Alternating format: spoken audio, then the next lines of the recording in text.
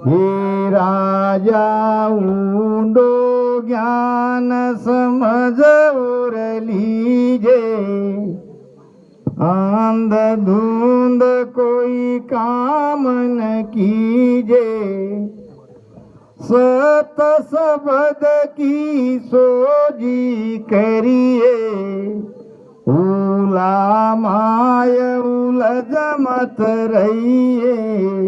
राजा चंदूलाल का संवाद मालवा प्रांत में सिवनी के राजा चंदूलाल थे। गुरु महाराज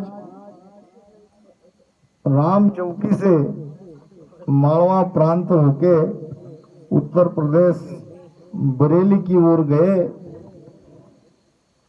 बीच में सिवनी प्रांत के राजा चंदूलाल से महाराज जी का संवाद हुआ। राजा चंदूलाल सगुन उपासक थे, कृष्ण भक्त थे और उन्होंने सगुन भक्ति छोड़ी, भगवान कृष्ण की भक्ति छोड़ के सांसों सांस में सदगुरु महाराज से भेद लिया और शब्द भी उनके घट में प्रकट हो गया। तो राजा के द्वारा हमें ज्ञान दिया जा रहा है। हे राजा ऊंडो, ऊंडो यानी गहरो, ज्ञान की गहराई में जाओ। पढ़ियो जसमें गुण गणो जे कर सके कोई। ये बानी सहज उपलब्ध है। जस यानी क्या? सहज उपलब्ध होने वाली वस्तु। पढ़ो जस क्यों नहीं लीजे रे, मना मुकराम टीजे। क्यों नहीं लीजे रे, मना मुकराम टीजे। ना कोई घासे बड़ी रे, ना कोई लागे दाम, ना कोई घासे बड़ी रे, ना कोई लागे दाम, ना कोई पंत निहारणो रे बंदा, क्यों नहीं सिमरे राम। पढ़ो जस क्यों नहीं लीजे रे, मना मुकराम टीजे। पढ़ियो जस यानी सहज उपलब्ध होने वाली वस्तु।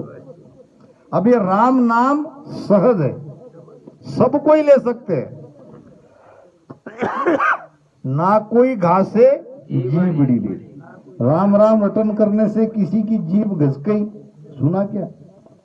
अब ना कोई लागे दाम, पैसा खर्चा करने की जरूरत नहीं है, जीभ घिसती नहीं है, फिर भी लेते नहीं। ना कोई घासे जीभ बड़ी रे, ना कोई लागे दाम, और ना कोई पंथ निहार हो रे। अब अलग अलग पंथ में जाके ढूंढना नहीं है किस पंथ में किस मार्ग में मोक्ष है, मुक्ति है।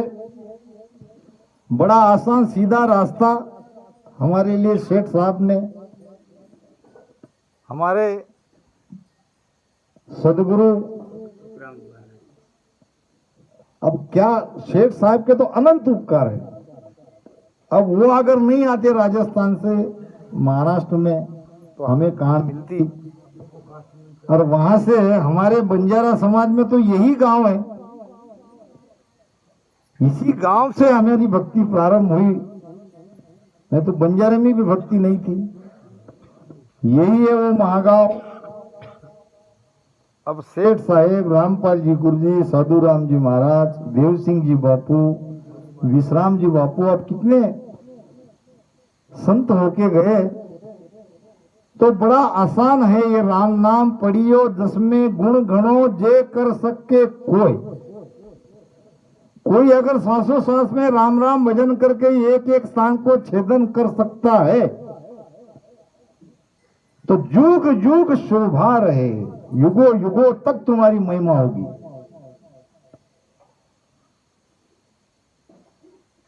किसी को कहना नहीं पड़ेगा, अपने आप लोग। अभी इतने महाराज की हमने अभी धन्य करी, उसमें और कई जोड़ लो। तुम्हारे मागांव से संबंधित है दो संत।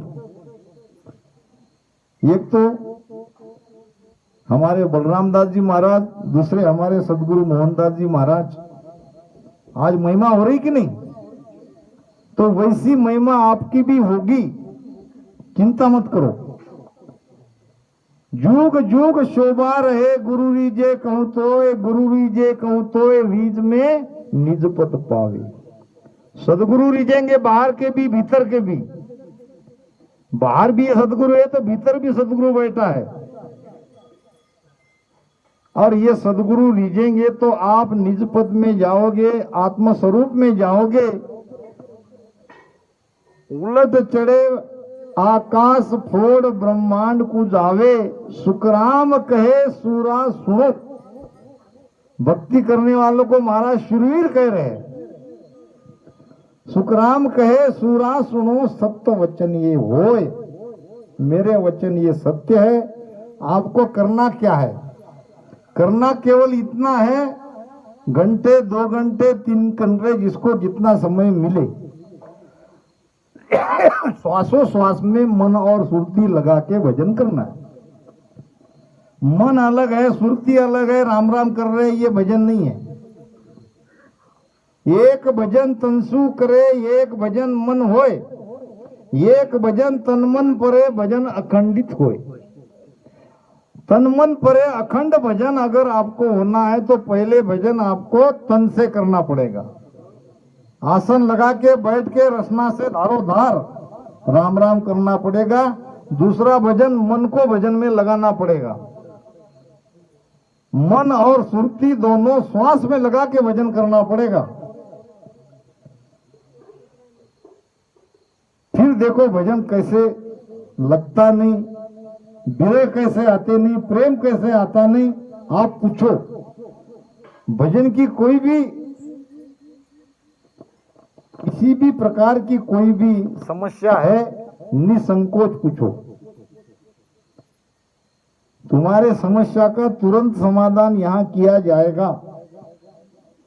हाँ, आप केवल भजन करना चाहते हो, बस इतना ही काफी है।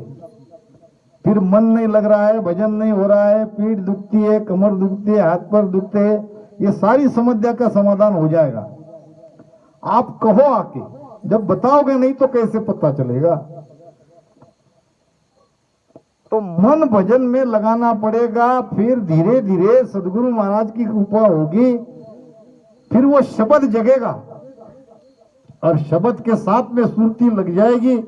फिर धीरे धीरे धीरे एक एक स्थान को पार करके आप उस देश में जाओगे। तो महाराज कहते हैं, अंध मुंद कोई काम न कीजे। काम करना है तो अंध मुंद में नहीं करना है, समझ के करना है, सोच के करना है। हम क्यों रामस नहीं बने, हम क्यों इस धारा में आए, जिस कारण से आए तो वो करना चाहिए। 8 घंटा सो, 8 घंटा काम करो, 24 घंटे के 16 घंटे निकाल दो, 8 घंटे तुम्हारे हाथ में है। ये 8 घंटे का हिसाब बैठाओ, वाणी जी पढ़ो, सत्संग सुनो, भजन करो। 2, 3, 4 घंटे बहुत हो गए। धीरे धीरे धीरे धीरे ये बढ़ता जाएगा।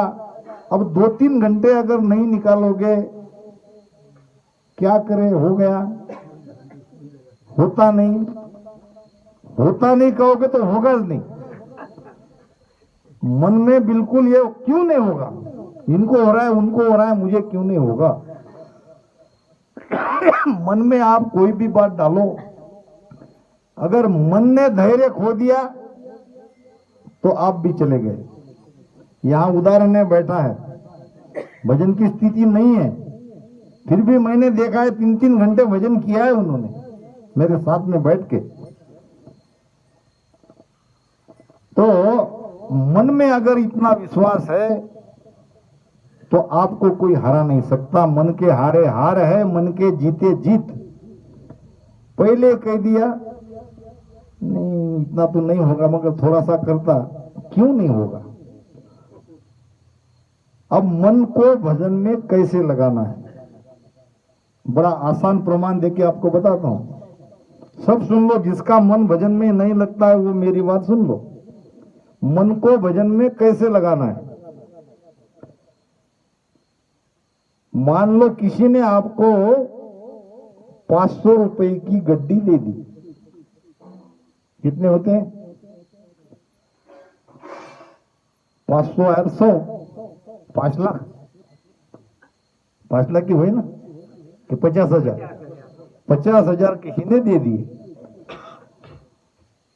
तो आप बिना गिने जेब में डालोगे कि गिन के डालोगे? कैसे गिनते हैं? ऐसे गिनते क्या? इधर उधर देख लिए, ऐसे गिनते क्या? कैसे गिनते हैं दामू जी? मन लगा के, कि मन इधर उधर जाने देते क्या? कोई ऐसा है क्या? रुपयों की गड्डी गिनते समय इधर उधर देख रहा है और गिन रहा है, ऐसा है क्या कोई? तो तब जो मन लगाते हो वो मन भजन में लगाओ। क्या भजन वो 500 रुपए से कम है क्या? जो सांसों सांस में राम राम ले रहे हो, मन को उस तरह से भजन में लगाना है। देखो भजन कैसे नहीं लगता। हम लगाते नहीं, लगेगा कैसे? फिर लगाते नहीं तो भजन में मन कैसे लगेगा? 500 रुपए की गड्डी इतनी चाव से, इतने प्रेम से मन लगा के एक एक ऐसे, वो भी डबल तो नहीं गई, कम ज्यादा तो एक कितना कितना मन उसमें तल्लीन होके हम नोटों को गिनते हैं। उसी प्रकार राम नाम भजन को करना है, तब बात जमेगी, नहीं तो नहीं जमेगी। हम मन नहीं लगाते। अब मन नहीं लगा तो मन के साथ सूरज चली जाती है। अभी भजन करते 1 घंटा 2 घंटा कुछ मिलता नहीं है, हो नहीं रहा है कुछ। तो यही पे यहाँ बैठे हमारी कुछ बहन बेटियां, जबरदस्ती थी उनको भजन से उठाना पड़ा। क्यों नहीं लगता? सत्य शब्द की खोजी करिए, सत्य शब्द को खोजो। सत्य शब्द तुम्हारे घट में है, तुम्हारे ही ब्रह्म विराट से वो आता है। अब इसकी खोज कैसे करोगे? तो चित्त मन सूरत लगा के, चित्त भी लगाओ, मन भी लगाओ और सूरत भी लगाओ। और लगने के बाद उसको हमेशा लगाते रहो। तो एक दिन लगा लिया, दूसरे दिन नहीं लगा, नहीं कम लिया। महाराज कहते हैं रंग रे जा तू आव बेगो, पाचा को रंग दिराय राम राम, पाचा को रंग दिराय। ऐसो रंग दरक दे भाई, ऐसो रंग दरक दे भाई, मोर न उतरे जाय, मोर न उतरे जाय। धोबिया रे दरगाह जानो, धोबिया रे दरगाह जानो, साहेब जीरो दर्शन करणो, साहेब जीरो दर्शन करणो। रेणो सनमुख हो, रेणो सनमुख हो, धोबिया रे दरगाह जानो। रंगरेजा, रंगरेजा यानी कलर लगाने वाला। कपड़े धोके पहले जमाने में उसको रंगते थे। ये चित है रंगरेजा। पांचा को रंग दिराए पांच ज्ञानेन्द्रिय को, अब ये भक्ति का रंग लगाओ। अब ये भक्ति का रंग उतरना नहीं चाहिए। ऐसो रंग धरक दे भाई बोर न उतरे जाए। तो एक दिन से भजन करने से कुछ नहीं होगा, सारा जीवन हमारा इसी में समर्पित करना है, तब काम जमेगा। एक दिन भजन कर लिया, एक दिन सत्संग कर लिया, और बाकी तो कुसंग में जा रहे हैं। भले ही हम कुसंग ना करें। जग को संग सकल दुखदायक, ये तो महाराज जी कहते हैं, जगत की संग मत करो, वो दुखदायक है। आगे आपको दुख भोगना पड़ेगा। इतनी ऊंची भक्ति मिलने के बाद भी केवल जगत के संगत के कारण आपका काम नहीं होगा। संसार में भोले बन के रहो, होशियार बन के मत रहो, नहीं तो लोग आपका अनुचित लाभ उठाएंगे। देख लो हमारे बैठे हैं विष्णु जी जादव, करते हैं तो सब कहते हैं कि भाई चलो। एक भक्ति करने वाला जितना भोला रहे, जितना सीधा रहे, उतना उसके लिए फायदेमंद। नहीं तो दुनिया मतलब कि अपना काम निकालने के लिए वो हमारा लाभ जरूर उठाएगी। ये एक ब्राह्मण था, होशियार, और राजा के दरबार में उसकी पैठ थी। बहुत ज्ञानी था, राजा बहुत चाहता था उसको। एक दिन राजा ने और उसके दरबारियों ने सबने कहा, तुम तो इतना होशियार हो, मगर तुम्हारा बेटा वो तो बहुत ही नादान है, बहुत ही भोला है, उसको तो कुछ समझता ही नहीं। दो तीन बार ब्राह्मण ने यह बात सुनी राजा के मुख से। एक दिन उसने बेटे को घर पे बुलाया, बेटा राजा के दरबार में मेरी कितनी कीमत है ये तुम्हें पता है? वो कहने का हाँ पिताजी, मुझे सब मानते हैं, मेरी होशियारी को मानते हैं और मुझे सम्मान देते हैं। तो वो कहने लगा हाँ पिताजी, फिर तुम मेरे बेटे होकर ऐसे मूर्ख कैसे पैदा हुए? तुम्हारे लिए मुझे राजा से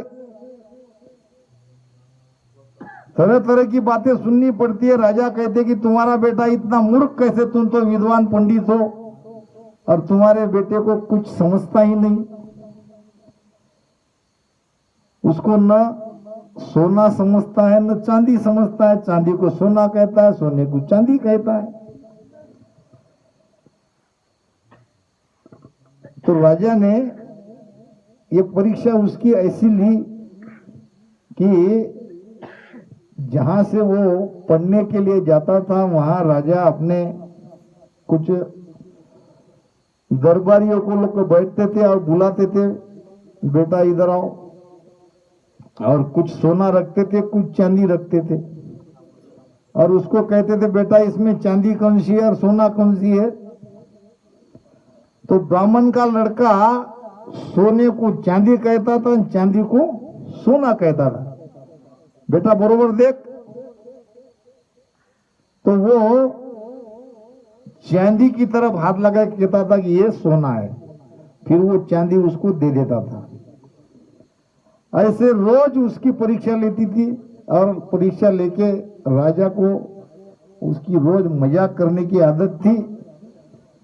रोज आके बैठता था, बुलाता, इसमें देख चांदी कौन सी है, सोना कौन सी है? तो वो सोना कह के चांदी की तरफ उंगली करके कहता कि ये सोना है, और राजा उसको वो चांदी उठा के दे देते थे।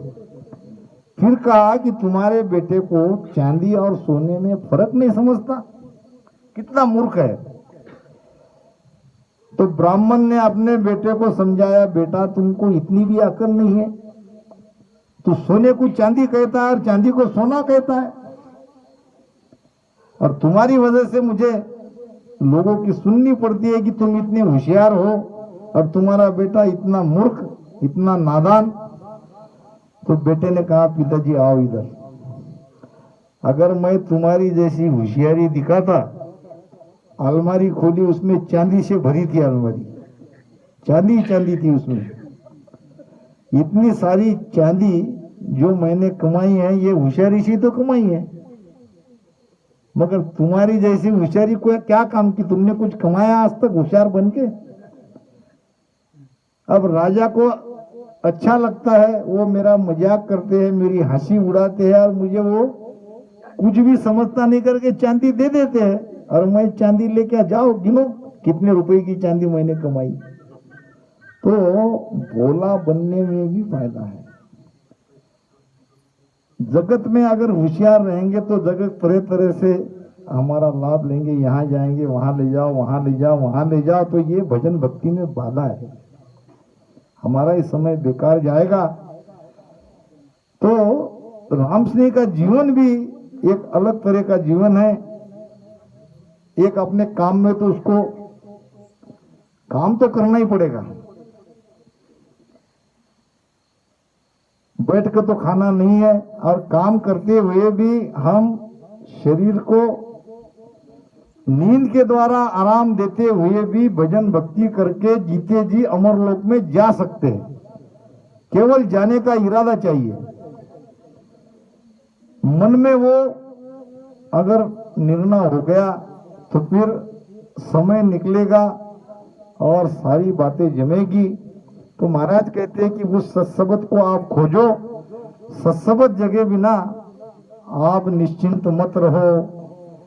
हे राजा आशा चाय कहो क्या माही, ताका जेते भगति समाही, मैं बूझू तुम कहो विचारी, कौन धाम पे सूरत तुम्हारी। हे राजा आशा चाहे कहो क्या माई, भक्ति करने के लिए तुम किस चाहना से भक्ति करते हो, क्या आशा लेके तुम भक्ति करते हो। मैं पूछू तुम कहो विचारी, और कौन धाम पे सूरत तुम्हारी, किस धाम पे जाना है, कहां तक जाना चाहते हो, क्या आशा लेके तुम भक्ति करते हो। स्वामी जी बिसन धाम लग सूरत हमारी, बहुत सुखा पर आशा धारी, मुगत काज हम भगति करा, गर्भ काज हरि हृदय धरा। हो स्वामी जी बिसन धाम पर सूरत हमारी, बिसन धाम यानी बिसन यानी विष्णु, और विष्णु का धाम है वैकुंठ। राजा चंदूलाल विष्णु भक्त थे, सगुण उपासक थे, और वैकुंठ में जाना चाहते थे।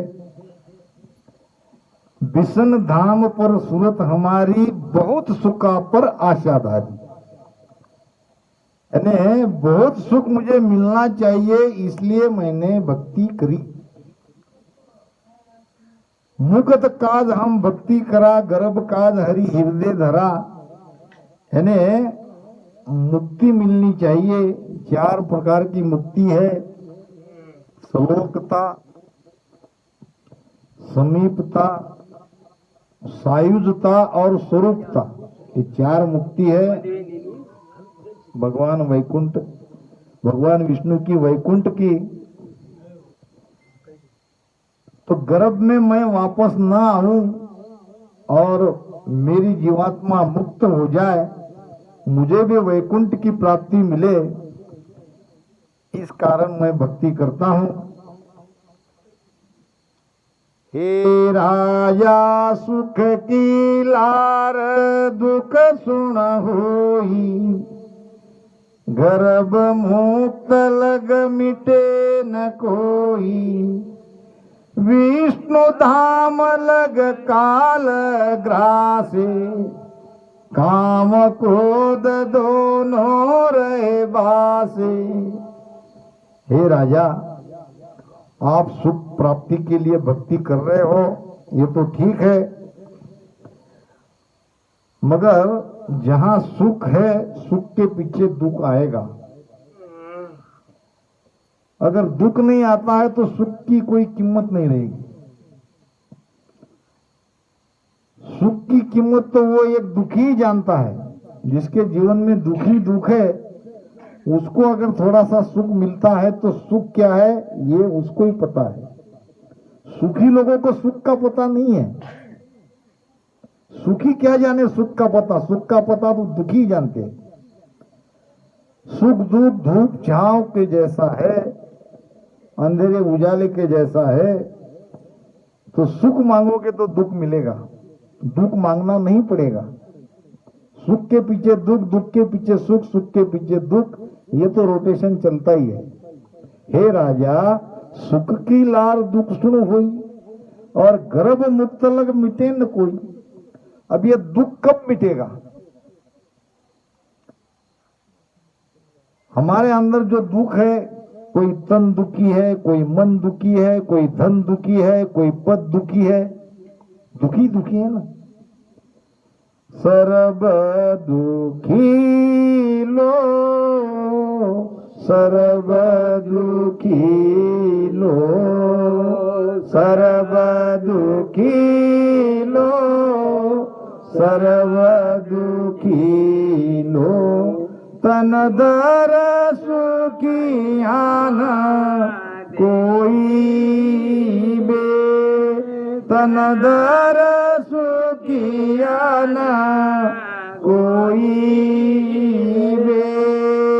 सुरस देव मी नकसो पंछी, सुरस देव मी नकसो पंछी।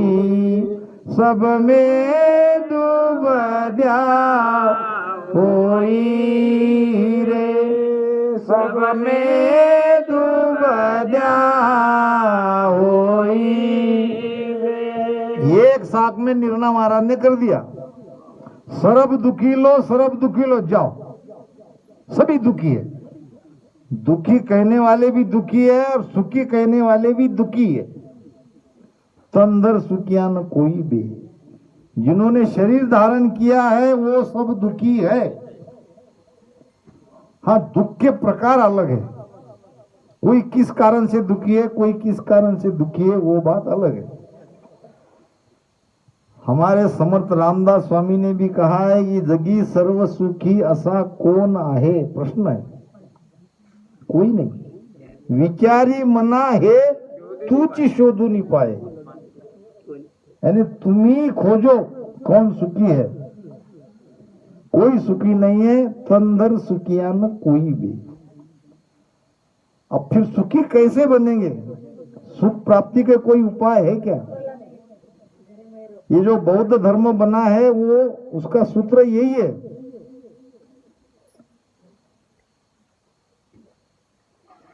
भगवान बुद्ध के पिता शुद्धोधन राजा को किसी ज्योतिषी ने बताया था, जब भगवान बुद्ध का भविष्य उन्होंने देखा, एक तो ये राजा चक्रवर्ती होगा, नहीं तो भिक्षु बनेगा।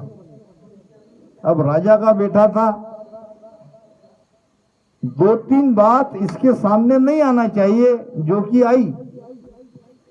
यानी एक बूढ़ा आदमी आया और ये कोई सेवक था, उसको पूछा ये कौन है? तो ये बूढ़ा है। ये ऐसा क्यों चल रहा है? तो वो कहने लगे तो ये तो बुढ़ापे में ऐसा होता है, कमर झुका के चल रहा था। फिर भगवान बुद्ध ने कहा मैं भी ऐसे ही होऊंगा। तो हाँ, तुमको भी बड़ा होना पड़ेगा। फिर एक दिन गांव में कोई व्यक्ति मर गया, तो ये क्या है? भगवान बुद्ध ने पूछा, उस बूढ़े नौकर को कहा कि एक व्यक्ति मर गया, उसकी आरती जा रही है। कहने लगा मैं भी मरूंगा। हाँ, तुम भी मरोगे। ऐसे दो तीन बातें उसके जीवन में प्रभाव कर गई और सुंदर पत्नी, सुशील पत्नी, इतना बड़ा राजा का बेटा होके, एक बेटा भी हुआ था, सबको छोड़ के वो चला गया। तो उसका सूत्र यही है कि संसार में दुख है, दुख प्राप्ति का उपाय है, दुख दूर करने के उपाय है, 4 सूत्र बताए हैं, और दुख से दूर हो सकते हैं। और चौथा सूत्र है, दुख हमेशा के लिए हम भगा सकते हैं, सुख में रह सकते हैं। सदगुरु सुखराम जी महाराज कहते हैं कि तन दुख ता दिन जावसी जा दिन धरे न देह। जिस दिन हम शरीर धारण नहीं करेंगे उसी दिन हम सुखी होंगे, नहीं तो हम दुखी है। मृत्यु लोक में ओ दुख भारी, मृत्यु लोक में ओ दुख भारी, मरता बारन काई बे, मरता बारन काई बे, इंद्रिया शोक होवे नहीं पूरन, इंद्रिया शोक होवे नहीं पूरन, चाय बहुत घट जागे बे, चाय बहुत घट जागे बे, सर्व दुखी लो, सर्व दुखी लो। 2 बातें बताई महाराज ने। महाराज, भगवान बुद्ध का राज्य कितना बड़ा था? अब आपसे ही तो चर्चा करने वाले हैं अभी। अब 2 मिनट में हमारा ये हो जाता है। मैंने 2 मिनट बोल दो तो अच्छा लगता है।